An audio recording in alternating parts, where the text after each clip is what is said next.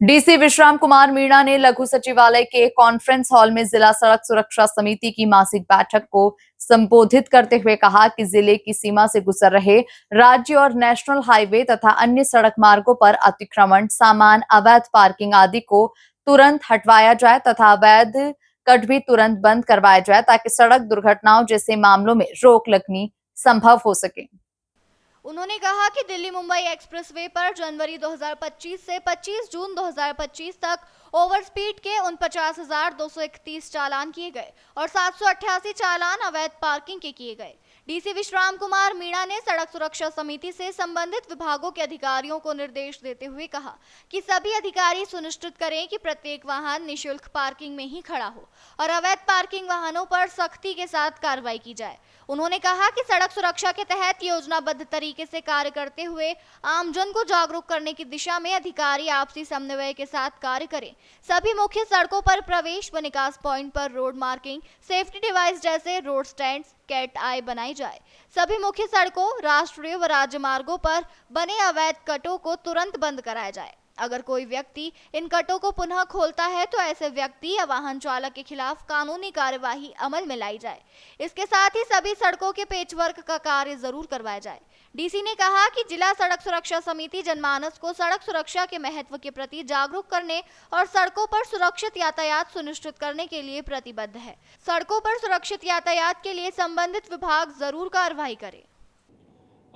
इसमें देखिए, सड़क सुरक्षा जो समिति की आज नूंह जिले की जो बैठक हुई, उसमें एक बड़ा गंभीर और काफ़ी चिंताजनक विषय आया कि पिछले साल 1 जनवरी 2024 से जून 24 तक 112 डेथ हमारे एक्सीडेंट्स में हुई थी।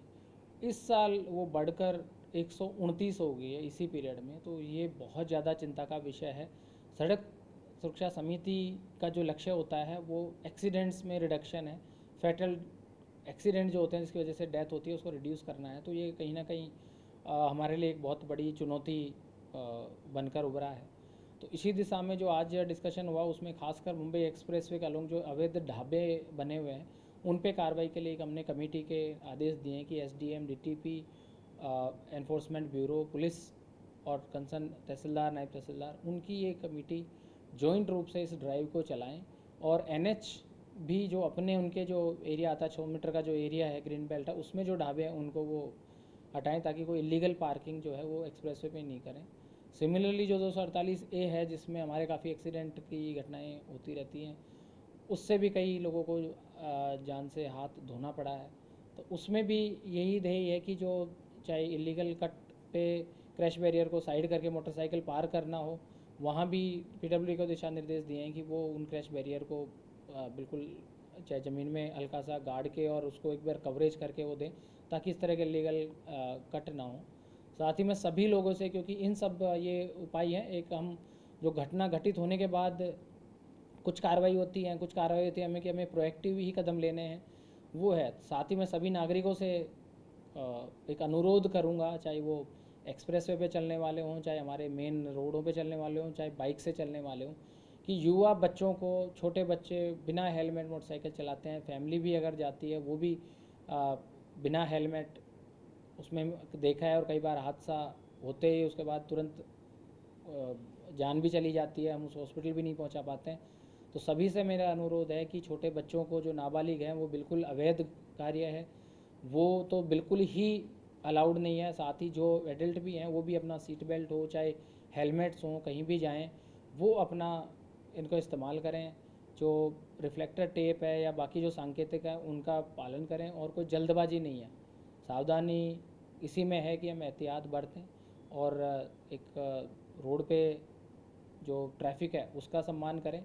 और ओवर स्पीडिंग हो चाहे कुछ स्टंटबाजी हो, दोनों ही चीज़ें हम ना करें। और अगर कहीं थकान है, ओवरनाइट जर्नी है, खासकर एक्सप्रेसवे के अलॉन्ग 248 सेकंड, हमारे बहुत सारे ड्राइवर साथी जो है वो नूंह ज़िले के रहने वाले भी हैं जो अपने परिवार के लिए कार्य करते हैं, और उनसे भी मेरा अनुरोध है कि आप अपना कैपेसिटी के हिसाब से और अपनी जो शारीरिक क्षमता है उस हिसाब से ऑपरेट करें, ताकि आपकी ऐसा ना हो कि आपकी थकान की वजह से किसी और का परिवार उजड़ जाए, एक्सीडेंट हो जाता है कई बार, थकान में नींद आ जाती है, कुछ और बात होती है। ऐसे पिछले कई हादसों में हमें यही देखने को मिला है। तो आज की जो सड़क सुरक्षा समिति में इस चीज़ पे गंभीरता से हैं, और हम गंभीर हैं कि इन एक्सीडेंट को अगले जो 6 महीने हैं उनमें हमने रिड्यूस करना है। साथ ही चूँकि आगे जलाभिषेक यात्रा हमारी 14 जुलाई को होनी निश्चित हुई है, तो जो रूट है उसके अलॉन्ग भी कई एनक्रोचमेंट की बात आई थी। तो सभी SDMs, ट्रैफिक की हमारी जो टीम है वो भी इस पर एक बार वर्क करके सभी से, मार्केट एसोसिएशंस हैं, सभी मौजूद व्यक्ति हैं, उनसे बैठ के जो एक एमिकेबल है वहाँ तक उस चीज़ को एनक्रोचमेंट हटाए ताकि यात्रा भी आसानी से निकल सके। कल खुद मैंने भी जब जल भराव की स्थिति का अवलोकन किया था, उसके बाद नूह शहर से मैंने यही देखने के लिए निकला था कि कई बार से बात आई थी कि नूह में भी पैदल जाने का रास्ता नहीं है। तो बिल्कुल वो बात ठीक है कि वहाँ 2 गाड़ियाँ भी अगर आए तो दिक्कत हो सकती है, और कल को कोई हादसा या कोई बात आती है तो हमें चैलेंज हो सकता है। तो म्यूनसिपल काउंसिल नूह को भी आज दिशा निर्देश दिए हैं कि इस पे वो जो डिफ़ॉल्टर हैं जिन्होंने बहुत आगे तक एनक्रोचमेंट कर रखा है उन पे सख्ती से कार्रवाई करें।